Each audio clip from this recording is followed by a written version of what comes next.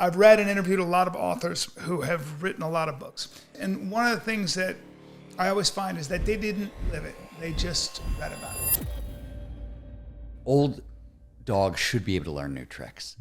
Over 50, it definitely appears that if you're not moving forward, you're going backwards.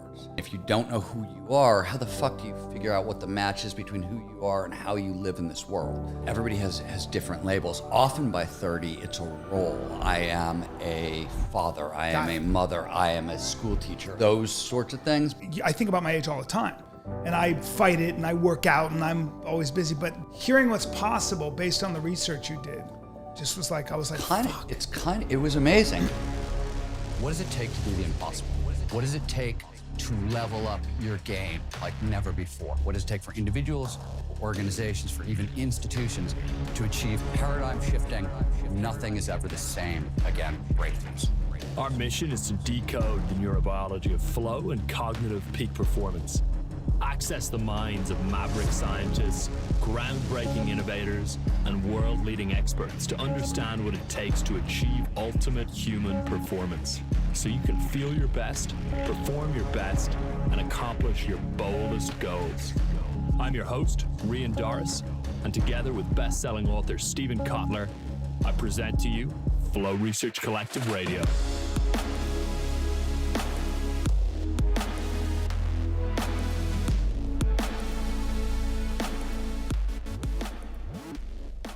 We've got a man my age, Stephen Kotler, who studies flow. He's basically a flow scientist. He's an old man. Yeah, an old man.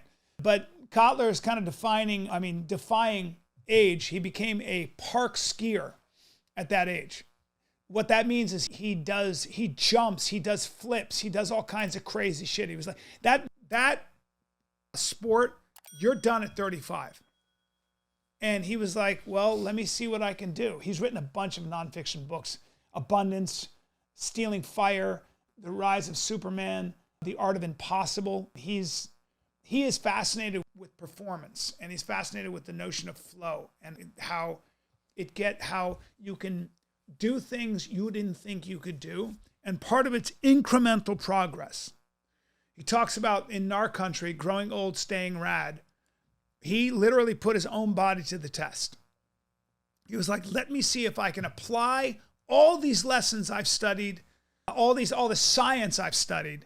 Let me see if I can apply it to myself in real time, doing something people say is impossible, which is trick skiing, park skiing, doing dangerous stunts on skis, with a guy who's an expert. And let me see if I can actually surprise myself and get into flow. And I got to be honest, the book's fascinating. The book is fascinating. He's fascinating. He's given several talks. And when you actually go down the rabbit hole of what flow is and how you can generate flow, there are techniques where you can get yourself into the zone, where you can get yourself into a situation where you actually shut your brain down. They used to think you use more of your brain. It may be that you actually stop thinking. And, what the Buddhists say is, it takes over. It takes over. Like when I do Kung Fu. Don't. I'm saying, dude, if I'm going to fight you, and by you, I mean you and your group, like you come at me, if it's one-on-one, I'm going to do my shit. You know what I'm saying? Jesus. I know, but I'm going to do my shit. I'm going to surprise you. Okay? And know that I'm going to surprise you. Okay? But if you come at me with 4 or 5 of your guys, I'm going to let it take over. I'm going to let it take over. Okay? Can you stop? What? I'm just saying that I'm going to stop thinking and I'm going to start moving with extreme prejudice. But this is not about Kung Fu. No. I mean, it is. It's about Kung Fu mindset. Okay? That's flow. That's the zone. Stephen Kotler is a master at this. He studied it. He's applied it to his own life. Gnar Country is the book about that experience. And we had a great podcast. So please enjoy Stephen Kotler on The Brian Callen Show. Stephen Kotler, welcome. I'm a fan. I read Gnar Country, which we're going to talk about. Abundance, The Art of Impossible, but you've written all the books. You've written like 17 books. It's obnoxious, actually. It's 14. Fucking I'm not 14. done till I have a shelf, though. Dude, Like, I want a full shelf. And I'm talking about like in one of those old school it's an outrage. big libraries. Well, West of Jesus, there's Second all one. these. There are just a bunch of books I have to read now but I've listened to your lectures, and what I was really pumped about was that I've interviewed a lot of people, and they do a lot of research, and they do a lot of primary research, they do a lot of secondary research, and they write a book. Could be a book about whatever it might be, and then they have a nifty title. You have been studying flow and peak performance aging and everything else forever, and now you finally put it to the test in such an extreme way. Like the shit you were talking about as I'm reading this stuff, you learn how to park ski. And if you don't know what park skiing is, it's that trick shit that you do when you jump in the air and twirl, and it's the most dangerous thing.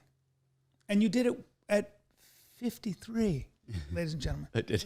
And I kept reading, I go, this guy's a fucking nut.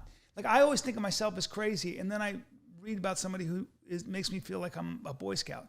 So, congratulations on being alive. It was such an interesting book in that sense.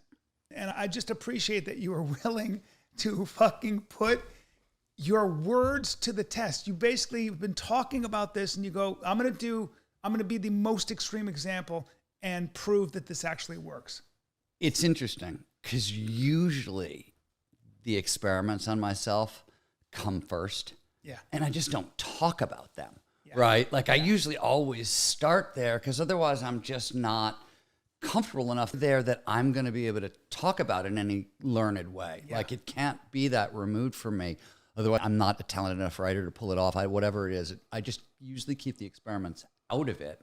And especially like, I've been doing this a very long time, but like guys like Tim Ferriss came along and the experiments were sort of their thing. And I was like, okay, that's their thing. I've just been doing the same thing, but whatever, let it be their thing. But it was fun to actually like. Well, Tim does stuff, but let's be honest. Hey, can you close that just in case there's. Tim will experiment on his own body, but there's a big difference. Like Hemingway did a lot of stuff, right? Hemingway drove an ambulance in the Spanish-American War, I think, and various stuff. And it's all good. And maybe did some boxing, jumped around a ring a little bit, and then maybe did some bullfighting, but not really. Like, I think there's a big difference. I actually was racking my brain to find who had done something that required this kind of physical exertion, this kind of wear and tear, and this kind of risk. And I came up short. Oh, wow, that's interesting. Yeah. I hadn't thought about that. I don't think of it that way. Part of it is, after spending so much time around professional action and adventure sport athletes, I see what they do and I think, oh my God, I can't go near that. That's insane to me. So yeah. I don't even rate on the scale compared to the folks I know and what they do.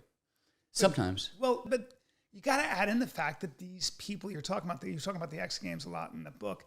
And here's my theory on it. And you touch on it. Here's another thing you did in the book I haven't heard about. You brought it up many times in the book, getting punched in the arm by jocks. Basically proven that you're not a pussy.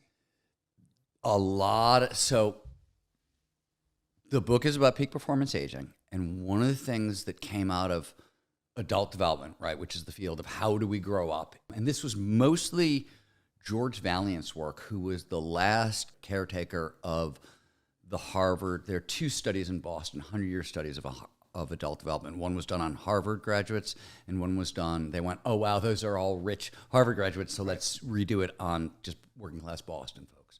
George ended up as the last caretaker of that information, and one of the things he discovered is there are gateways in adult development, right? Like, there's all kinds of really neat stuff that we've learned, that like new kinds of intelligence and wisdom and empathy and creativity that come online in your 50s, but only if you've passed through these thresholds. And the first one is the thresholds of identity by age 30. And by 40, it's match fit, which is an economics term for there's a tight fit between who you are and your strengths and your values and how you like to live and what you do for a living or what you do with the bulk of your time. But by 50, it's forgiveness. You have to forgive those folks who have done you wrong and forgive yourself. And most of that stuff I had worked through, but as I didn't get along with the jocks as a kid, and I lost a lot of fights over a long period of time, and that never really, like it just wasn't, it was hard to put down. It never quite went away. And one of the reasons I came up with this crazy park scan quest was maybe if I tried to turn myself into one of the jocks, if I really like walked a mile in their moccasins kind of thing, maybe that I didn't have any other ideas, right? I was like, I don't know if this is going to work, but nothing else has worked. Let's try this. And it was one of the things that I embarked on the quest for. It was a little extra added motivation for sure. It was gutsy, bro. It was so gutsy though, because that's dicey territory to start talking about how you were picked on as a kid and then seeing if it works. But it made, to me, all the sense in the world. I also wanted to write a book about like shit that men deal with all the time and don't ever talk about. Right. And especially our generation, we're the same age, where like you don't complain, you don't cry. I grew up in a world where like men didn't have emotions at all. The most rebellious thing in the world you could be. And my joke is that give somebody a hug in the 70s and 80s as a man. Give another man a hug. Yeah. Like my father always considered. He talked to his buddy who was seeing a therapist. He goes, he's seeing a fucking therapist. He needs therapy. Like if I ever cried, are you kidding? He'd be like, "What are you, a leftist? What the fuck's going on?" Exactly. So we grew up. Yeah, so you grew up in this world where you couldn't have emotion, you couldn't have any of those things, and it was it was just a way to see if I could settle that score. But I really wanted to talk about a lot of the heavy, like in a fun way. I wanted to talk about some of the shame issues and like just some of the masculinity shit that men carry around, and nobody, especially today, you really can't talk, because the last thing anyone wants to hear is a man talking about like male. You guys have had your time. Shut up. Like shut the fuck up. You don't matter. And that's fair. Yeah. Totally. Not like, really, but okay. Okay. Yeah. You can. It's fair, meaning you get to have your opinion. It may be fair, but what I think the book shows is that there's a real vulnerability in the book. But that was what I thought was so interesting. I want you to dilate on sort of identity. On is it matchmaking? Match fit or match quality. Match fit and then forgiveness. Self-forgiveness. So these three concepts came to you from a... No, it showed up in the work of George Valley and watching the Harvard adult development studies. Like in psychology, they talk about moderators. Moderators is a fancy word for an if-then condition. Yeah. And some of the early work came out of like goal theory and the science of goal-directed behavior and things like that. They've started to find moderators, and they've go like this because you have dust. I mean, you have not lint. It would have bugged the shit out of me. It would have looked really good on camera. Yeah, though. exactly. He's got this lint sexy on his thing coming off his neck, taking off his shirt. It's excellent. Right. Go on. What was I saying? You were saying that I said the three stages came from. Yeah. So the crisis of identity, Erik Erikson identified that way back. He thought it was a crisis that sort of was 12 to 18 and you'd have to solve it by 18. And what the study showed is that, no, it actually stretches on to longer. But if you don't solve it by the time you're 30, you start to have problems because by 40, you need match fit, right? And if you don't know who you are, how the fuck do you figure out what the match is between who you are and how you live in this world, which is the next thing you have to But is identity identifying what you want? No, identity is who are you? Who are you as a person? The crisis of identity. What does that mean? Where to place your energy? No, however you identify as an individual. And everybody has different labels. Often by 30, it's a role. I am a father. I am a mother. I am a school teacher. I am it's those sorts of things. But it can be, you want to be clear on your sexuality. You want to be clear on all those big things, if you can be, right? Yeah. And it's mostly so you can get match fit and figure out like, how do I live in the world? And it seems like the forgiveness thing is interesting, but it seems like it's what unlocks, first of all, empathy and wisdom. And one of the reasons, wisdom, which is a specific neurobiological trait, like certain areas of the brain are involved in it, it codes for certain things, and expertise are the two things that are big words, neuroprotective against cognitive decline. Cognitive decline means slowing down of cognitive function. It becomes cognitive decline once I think it's below 50% of what normal function, and leads to dementia and Alzheimer's.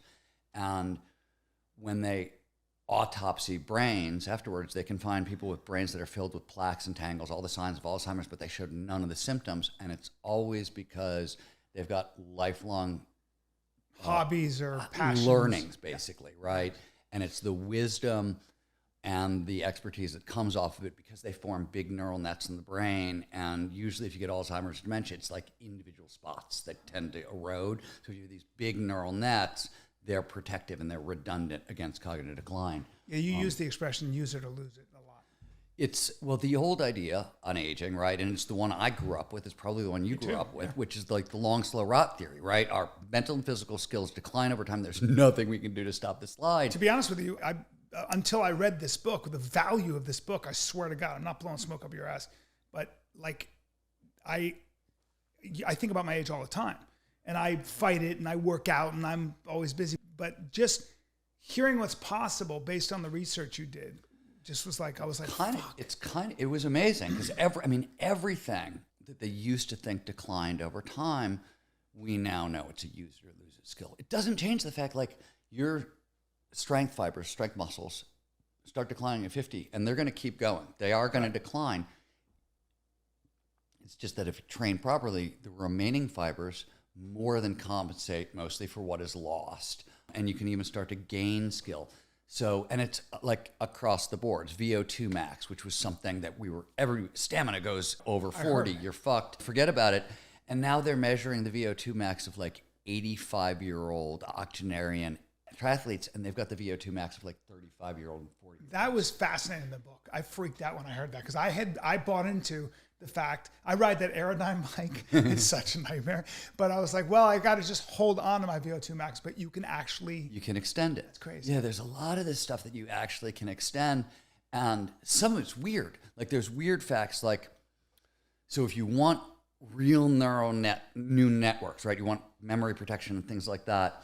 Exercise obviously matters hugely, which is one of the reasons this is so important. But it's not just exercise; it's balance and coordination, agility and coordination, changing movement. Certain things produce way more neurogenesis, the birth of new neurons, than other stuff. So it's getting very specific, which is really, it's not just use it or lose it was big enough news, right? But the fact that there's a recipe in a sense, which is really kind of amazing. So then you've got identity, you've got matchmaking, a match fit, and then you've got self-forgiveness. And then self-forgiveness. Self-forgiveness of others, forgiveness of others and self. And it's because we get access to new levels of wisdom and empathy. But if you can't forgive people, the parts of our brain, so wisdom, empathy, all this comes out of a part of our brain called the temporal parietal junction. It's basically right here.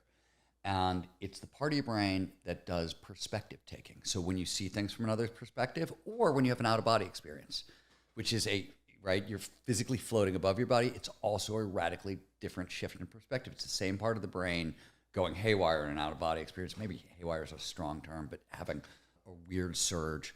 But it's this portion of your brain that seems to be where wisdom and empathy develop, and something about, they don't quite know why yet, but something about forgiveness. If you don't get through that gateway, if you can't put this shit down, it seems to block some of the empathy. And I love that you're talking about forgiveness, and you're breaking it down scientifically. The Christians have been saying this, right? It's like religion has been, I can just see all the religious people going, we've been fucking saying it for 2,500 years, bro. So do you find as you get older do you find yourself getting more curious about the ancient mythologies, the religions that are ever present in our lives, or are you still an avowed atheist? Never been an avowed atheist. I like that. I see how I fed you that. Yeah, I'm a very strong agnostic, and I actually think I don't get atheists, because to me it's a belief like any other belief, and I'm a strong agnostic because I don't know. Right. Like the universe is just bigger than I can comprehend. Correct. And the amount of arrogance it takes to say, oh, I know this for sure. Yeah. I'm amazed by, like, wherever you, like religious, atheist, like wherever you fall, I'm just amazed by your certainty. Like, that's how I feel. Okay. I'm not about to be like bullshit, and I get there and God's like, now you want to be my friend? You know what I mean? I don't know, man. I'm the same way. I would never presume to be that sure about anything. Rationality. What I really love though is just, it feels like you're on the forefront of this sort of idea of cognitive aging and peak performance aging.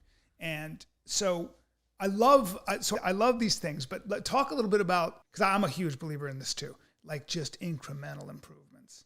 Like so tiny little, like instead of looking at just fucking one step at a time, instead of looking at the top of the mountain, right? So we have to talk a little bit about flow. Yes. For this to make sense.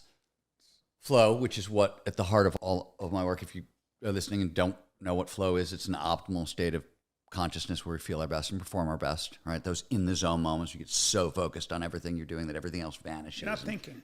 Right.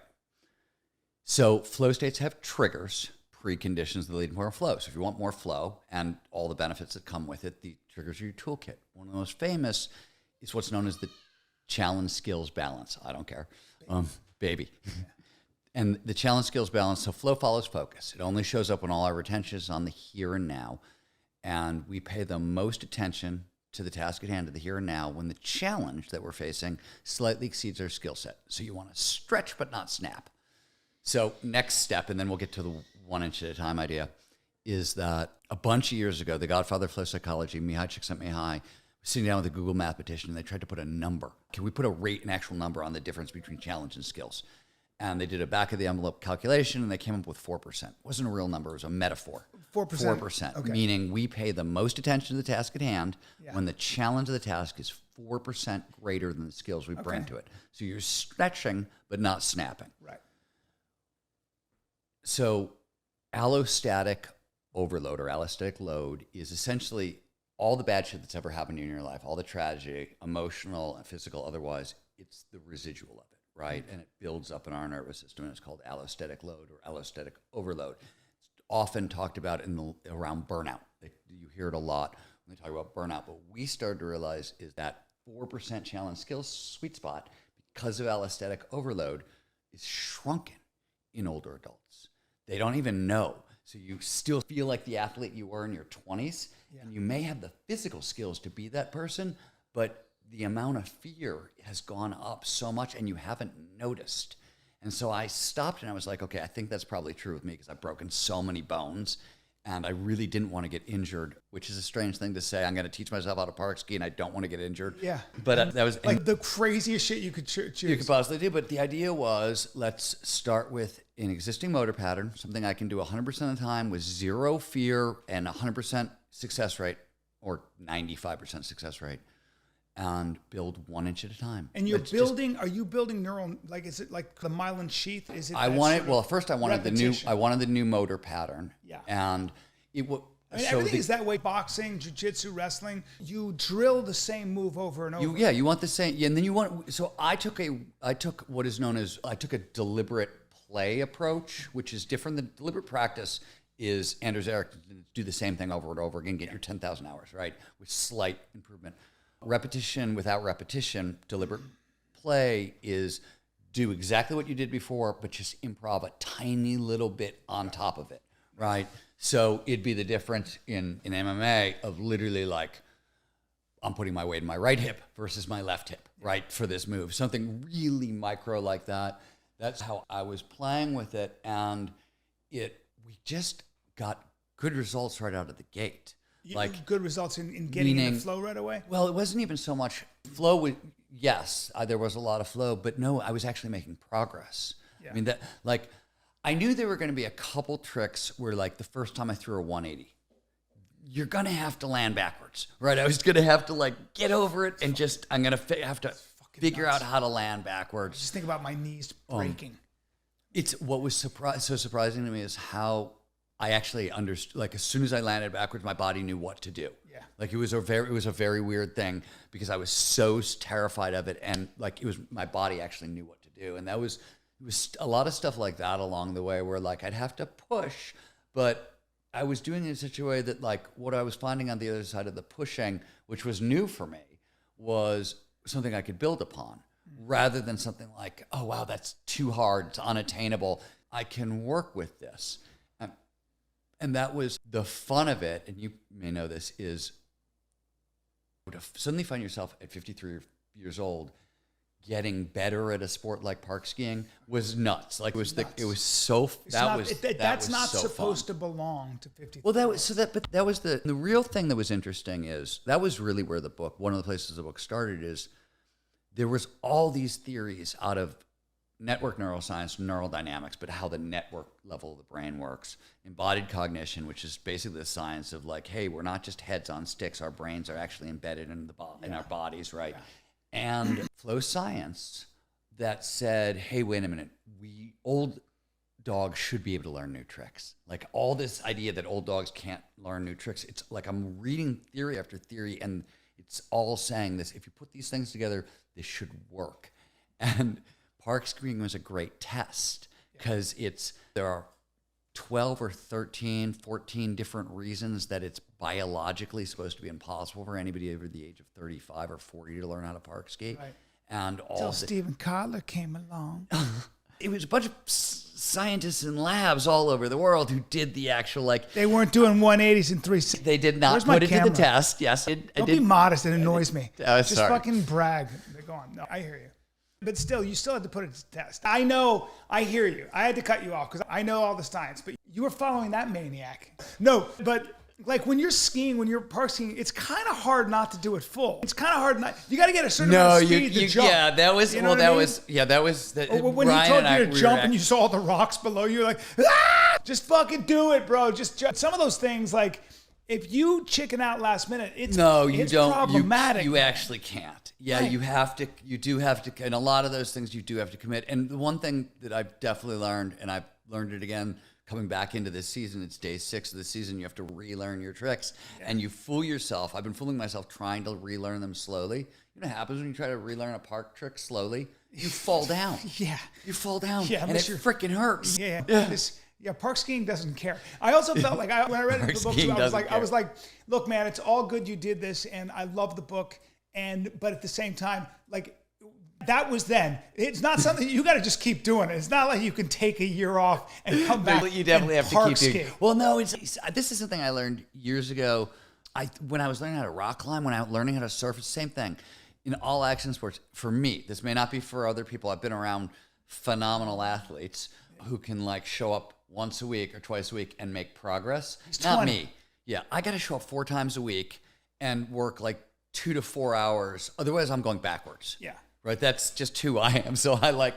Yeah, but that's the other thing I appreciated about the book. Very vulnerable. I wonder if there's any escape. It's constant work, no matter what you're doing, right? I think, over 50, it definitely appears that if you're not moving forward, you're going backwards.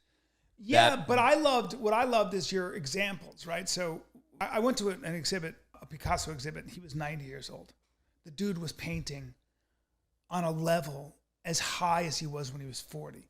Then you use Stradivarius as an example. That was one of the that was where one of the places the book came from.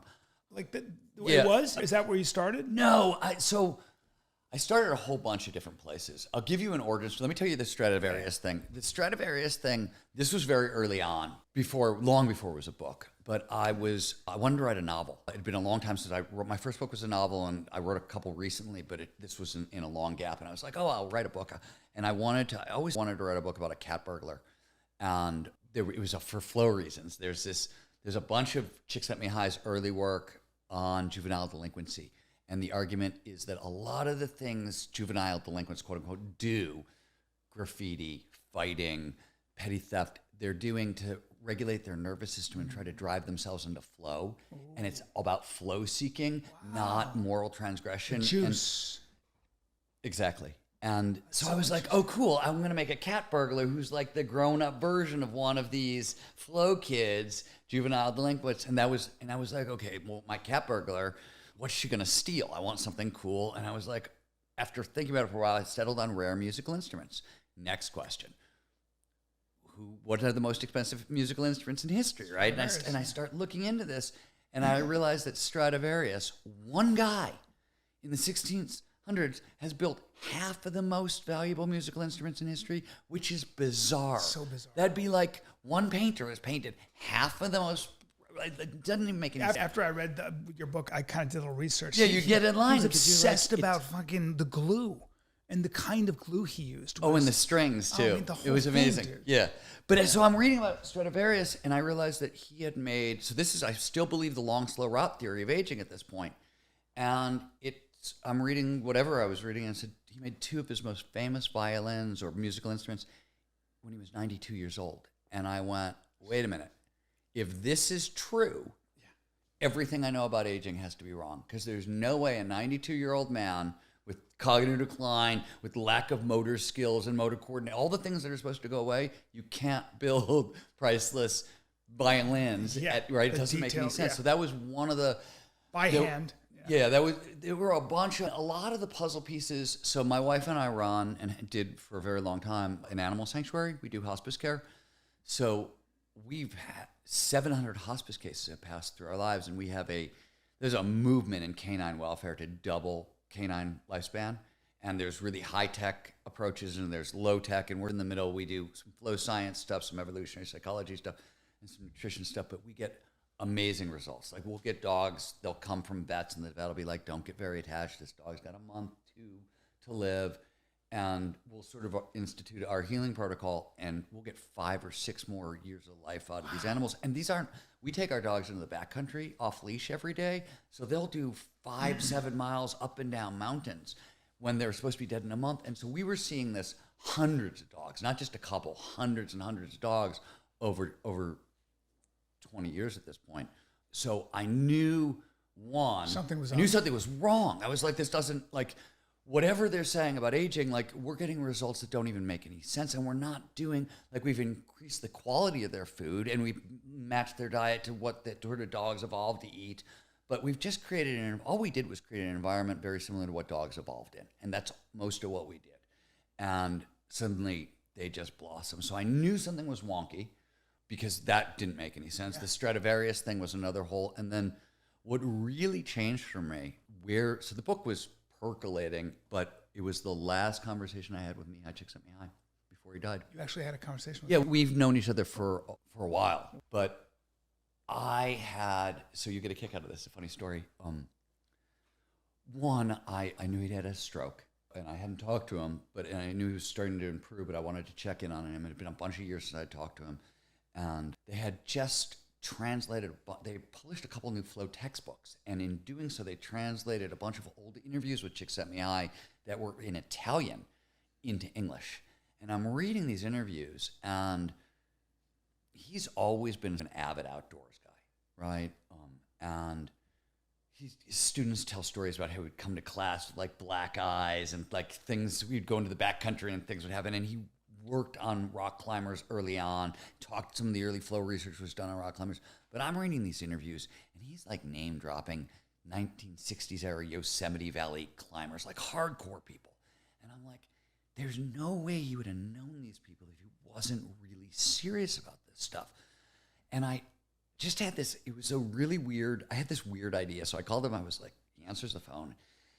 And I was like, Mike, you got to tell me, I've been reading all your old stuff, and I know you in your TED Talk, you say that you first stumbled onto flow in concentration camps, and then you did all this research on artists. But tell me the truth. You were an action sport athlete. You were getting into flow in the mountains as a rock climber, as a mountaineer, and you didn't know how to talk about that, because that was, even me writing about action sports in the early thousands was hard enough. Trying to do it in the 60s when he was writing Beyond, right? You could never do it. It sounded like almost like magic. Right. He used conductors, painters, rock climbers, and surgeons. Yeah, and talked about how they get, how they get into flow. It started, I mean, his famous one is artists, right? Like he started with artists. That's right. Painters. Right. He was at the University of Chicago, and he was trying to figure out like why they were so invested in these paintings, and the minute they were done, they didn't care about the work anymore. They put it on the side. Part of it was just the paints. It was just about the painting. It wasn't about the fame, the success, all the things that people thought it was going to be about. It was just about the art. Continue what you were saying, because I interrupted. So, anyways, because you said. So I called him up to asked him this ridiculous question, right? Yeah. And there's this huge pause, 30 seconds, a minute and a half, 2 minutes, and I'm like, holy shit, I've just mortally offended the Godfather of flow. So I got like, whoa, oh shit. And finally, his voice was really deep. Like, well, Stephen, you got to be careful. I was like, what? And I'm thinking to myself, oh shit, the stroke got into his brain. Like he lost the threat. So I sit there and I didn't know what to do. And after about a minute, I'm like, okay, there's nothing to do. I was like, Mike, what do I have to be careful about? He was like, you got to be careful. You do something your entire life for flow. You get to be my age, forget about climbing mountains. Sometimes you can't even get out of bed. You got to have a backup plan. You got to be careful. And I went, oh crap, this is the Godfather of flow studies. It wasn't And so he was a rock climber? It was one, yeah, he was a mountaineer and a rock climber, and he did it his whole life for flow, and then he got to a point where he could no longer do it. And so he tells me to have a backup plan. And I'll get to why park skiing. A backup plan to get back into flow? Meaning, as you're going to age, have a backup plan for how you get into flow. Because if you're locked out, and at that point, so I know, why would I learn to park ski? Skiing was always what I did for flow. Yeah. But I was a big mountain skier, which means the only way I'm getting into flow is doing 60 miles an hour down something very steep and really dangerous. And that's not super user-friendly in your 80s. And so I figured if I could learn to park ski, I could creatively interpret the mountain. Yeah. Getting to intermediate was going to be dangerous, and I knew that. But I knew once I got to intermediate, if I get to expert, great, whatever. But if I get to intermediate, there was going to be a million more ways I could get into flow much more safely on a mountain than just like diving down chutes at 70 miles an hour, right? And so I was like, okay, that's maybe my total backup plan, but this is where I'm starting. And so that was the final, there was a bunch of other stuff going on, but that was the catalyst when I was like, okay, yeah. That's why I feel so incredibly lucky to be a stand-up comic, because flow for me has been probably, I didn't really think about it deeply, but I remember doing a show in Sacramento, and I was firing on all cylinders. It was just like one of those shows because I was about to drop my special, so I had everything dialed in. And I remember I didn't have to think about anything I was saying. I didn't even have to think about the jokes. I swear to God, I was playing the audience the way you'd play an instrument. So you play it like the way you play, what is that? What's this thing? Accordion? Yeah, the fucking accordion, that instrument. Not a crime. No, I was going to say. But when you play that, or you play an instrument or read an instrument, you're regulating your breath, right? You're pulling back your. I swear to God, man, I was like this side of the audience, they're laughing too hard, they're going to get exhausted. So I would pull air back there, and I go, that guy, this part of the audience looks a little bit. I've been directing too much attention. Let me hit these guys. That guy's macho. I could do that. I was like, that guy's macho. He's not giving me much, so let me give him attention because he's going to say something. I was able to see every fucking person in that audience, I swear to God. And I started playing them. I was like, this side now looks like they're a little tired, so let me give them energy. Let me give you guys energy now, and let me pull energy back from you. So it was almost like I was playing, and the best way to describe it, I felt like I was playing the entire audience like woo, more air, pull air back here. And I didn't have to think of anything. But I've had so many of those experiences where you literally are not thinking about anything other than you just let it take over. You go because it's exactly where I'm supposed to be. It's what I was born for. And that's probably why nothing else is interesting to me. Like you want to go rock climbing? Cool. Yeah. You want to go hunting? Yeah, we'll go hunting. You want to go, the only thing that came close was maybe boxing, because I would always get nervous because I got to fight some fucking young dude who's going to hit me in the face, and I'm going to be dizzy for the next. But even that, everything pales in comparison. And I didn't really think about why. I always thought it's just what I'm made to do and stuff. No. And I have these lofty ideas of what an artist is, an original self-expression. But I think if I'm really honest with myself, it's probably because my brain shuts off, or maybe it turns on. But I feel as honest as I ever have. I feel like I'm exactly where I'm supposed to be, and I don't have to think about anything. It's where I'm truly. Maybe Schiller once said, "Man's never more himself than when at play," which is that thing you would do for its own sake. You would do it whether you got paid for it or not. And I There's just two I guess things. that's the way. One, I was listening to you talking. Tom Waits once said, "Songs are really fun things to do with air." Right, but that's besides the point. What I was actually thinking is, because right and wrong, meaning you were making fun of yourself for having a definition of an artist that you were up on stage fulfilling. And what I want to say is that I think the point of flow is it matches our values and our strengths and things like that. So if you, like, one of the reasons you find so much flow on stage is also because you have these values that you're living into when you're on stage. Yes. I actually think, like, the best way to get to know yourself is to get really good at something. I believe that. I agree with that. And I also think that my God is honesty, truth. Like, you spend a lot of your life lying to yourself. You spend a lot of your life pretending to be somebody you're not, right? I don't know if that's such a bad thing. I think men, I can speak for, most of us are planning our escape. Most men. There's some men that just dull that and they fucking smoke weed and they just are in a stupor and play video games all day. But for the most part, all of us are trying to get out of where we are right now and get somewhere better, right? It really is like being in jail in one way or another. But I think that for me, the battle is always about original self-expression, meaning I have to surprise myself, and meaning I have to be original and do something that I didn't know I had in me. And that means never getting too comfortable. I can't just keep telling the same fucking jokes, man.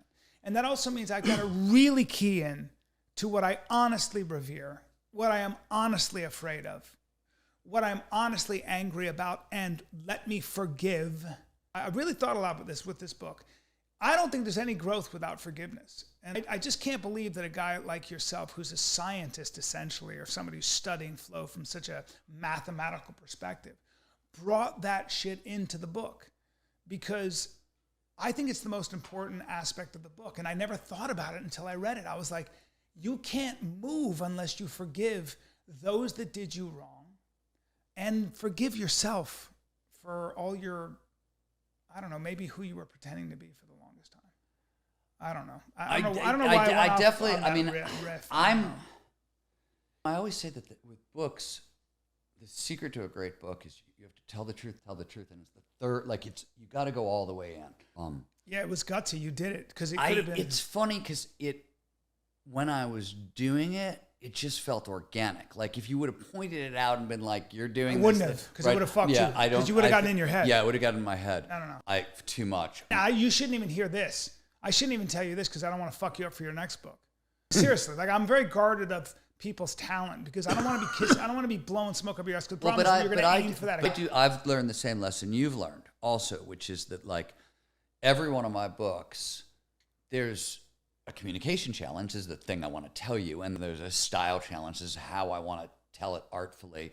But there's always something hard that I have to learn. Gnar Country was the one thing that I'm really proud of is there aren't books that go it's the first book about applied peak performance that I think has ever been written, because very few writers are willing to like try to go day by day through something without, like, they're terrified it's going to be boring.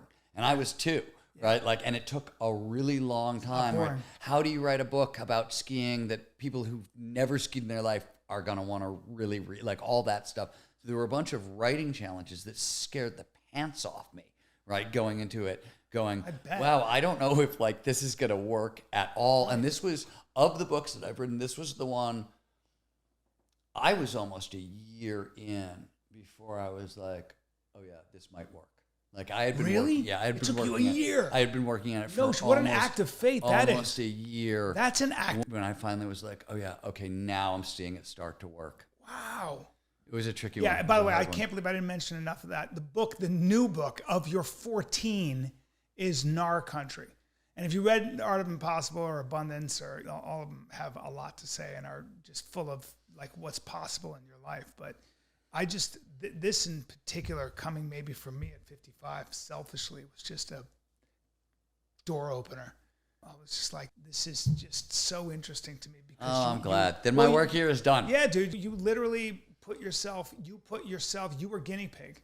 And it could have gone south. Yeah, that was one of them when I was so I'll tell tell the story. The story so we were skiing at Kirkwood, and we were on skiing a feature called Lower Norm's Nose, and Norm's Nose. It's a giant nose that protrudes out of the mountain, right, and there's chutes all over it. And we had been working our way in, and Ryan had tried to ski this really aggressive chute, and it had slid. So he skied it, but he stayed right ahead of the snow and barely made it out alive. And but it slid. All the snow was gone from the rock now, and there was no way to go back. So I still had to go deeper onto the face. And I got to like the top of this chute. I was sideways into it, and the chute was like 15 feet below me on a side of a right rock wall. And as soon as I skied up onto it, the same thing happened again. The snow started to slide, and there was no, like, I had to get into that chute. So like there was no choice. It was go. You had to jump. You have to jump and land and turn. That's so and I had to do, and it was one of the crazier things I've had to do because it was jump, land, turn, and it's like 5 feet wide. Like it's landing in a 5-foot slot. And the moment I landed down below, Ryan, my ski partner, I see him start to like raise his arms in victory, and then his eyes went really wide, and I saw it.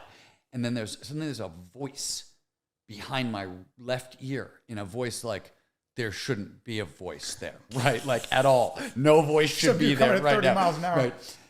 It was as you pointed out earlier, I weigh $150 sopping wet. This was like a 210, 220 pound, 6'2" guy. Disaster. Entered the chute. At the same time I leaped off the wall, he hit terminal velocity right as he impacted me.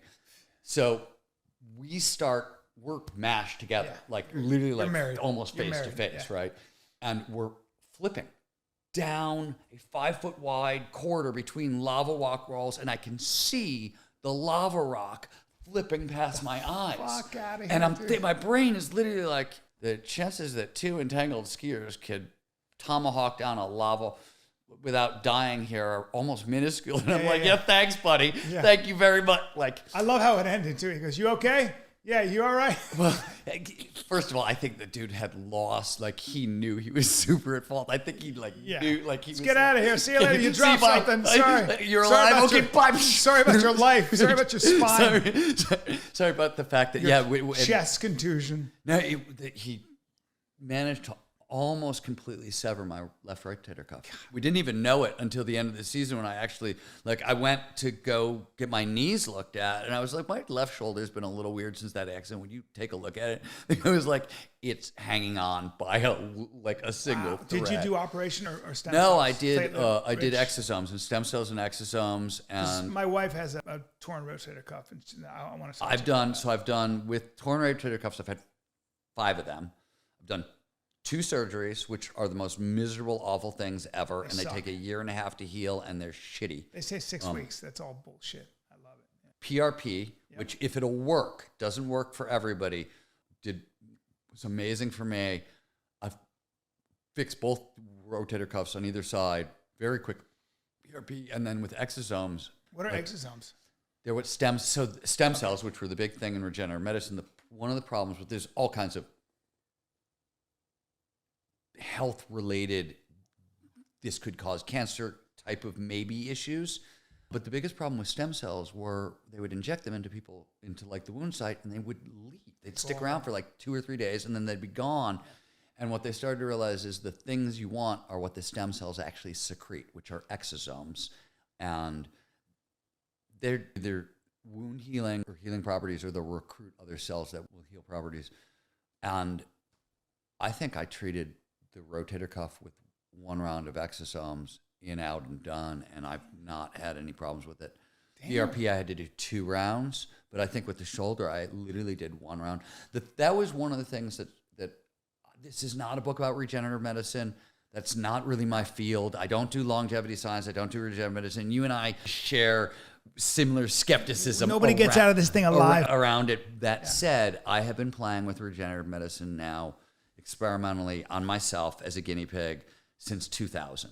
And it was a joke until like PRP showed up in around 2012, 13 and started to get good.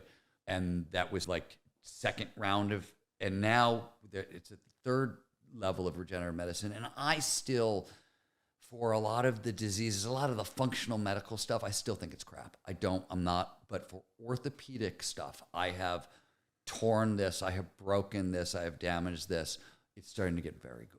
That's great to hear. So let's conclude this. Do you have a philosophy on nutrition?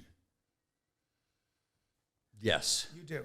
You're such a walking dichotomy. I'm not. My philosophy on nutrition was I don't have a philosophy on nutrition. Like literally, my feeling on nutrition is this. 1, I love that. We're very clear on this. There is no one diet that will work for everyone. Right. 2, let me tell you a funny story, because the nutrition crowd loves flow stuff, right? They love, and there's never, ever, flow is a high energy state. So you would presume you need high quality food to produce that energy and lots of hydration. And that's what we tell people. And that's what I try to live by, and et cetera, et cetera. True story. I wanted to know at a personal level if there was any relationship between what I ate before I went skiing and getting into flow. So I did a 10-year study on myself. What did I eat before I went skiing? Did I get into flow? How deep of a flow state? After a decade, the only correlation I found is on the days that I didn't have time, was running late, didn't make breakfast, didn't like eat at home, and I stopped at a gas station, most of the time bought like truck store donuts, right? That's when I got into the most flow. So after 10 years of trying to find this nutrition correlate that blah, blah, blah, no, actually like cheap Hostess donuts from the fucking gas station, because I'm skinny and I burn a lot of energy. Also, nothing says I don't give a fuck like Hostess donuts. And part of getting in flow is saying I don't give a fuck. Let's go. There are rocks down there, but I'm taking the jump. I'm taking it anyways. I'm going to end this with this. I compliment you with this because a lot of guys, I've read and interviewed a lot of authors who have written a lot of books and on subjects like this and others. And one of the things that I always find is that they didn't live it. They just read about it. And I don't think you can really learn life by just reading about it and hearing about it. And you went out and did it. Yeah, you got to do both. I think. It's like Goethe read Newton's treatise on light. He read his 1,400-page volume on the properties of light. This is Goethe, who wrote Faust, etc. And Goethe said... By the way, Goethe actually coined the word for flow. The first time flow is used in Western languages is Goethe, and the word is Rausch, which is overflowing joy. And Goethe was trying to figure out the Bacchanese Dionysian passion at Oktoberfest, at German beer festivals, when everybody got swept up in the moment. They called that Rausch. And it was the first showing up of flow. And when Nietzsche, who was the first person to actually work on flow, he was working on Rausch. He was working on a Goethe. Talk about full circle. So then this story is very apropos and appropriate. And he said, I read that miserable treatise on light and all, he's the father of science. I read 1,400 pages about the properties of light. And yet he told me nothing and taught me nothing about beauty, which is the whole point of learning about light, because the world is made of beauty. And I think that was a classic example of somebody who's theoretical versus somebody who lives. What's the point of life if you can't see beauty? I always thought this was my advantage doing flow research. Is that I know almost all the scientists in the flow world, and I will tell you that the ones who got farther than most were all athletes. Yeah. Arne Dietrich was a marathon runner. Mihai Csikszentmihalyi was a rock climber and a mountain. Right, like the people who actually advance flow science. Come into contact with objective reality. You got to feel the ground under you. It's helpful. I find it helpful. Fucking A. Thanks, Stephen Kotler, for coming out here. This was awesome. Thank you, Brian. If what you've heard on Flow Research Collective Radio has been helpful, please consider doing us a solid and leaving us a review on Apple Podcasts, Spotify, or wherever you are listening to this. Reviews help us connect to a wider audience so we can get these peak performance principles out to more people.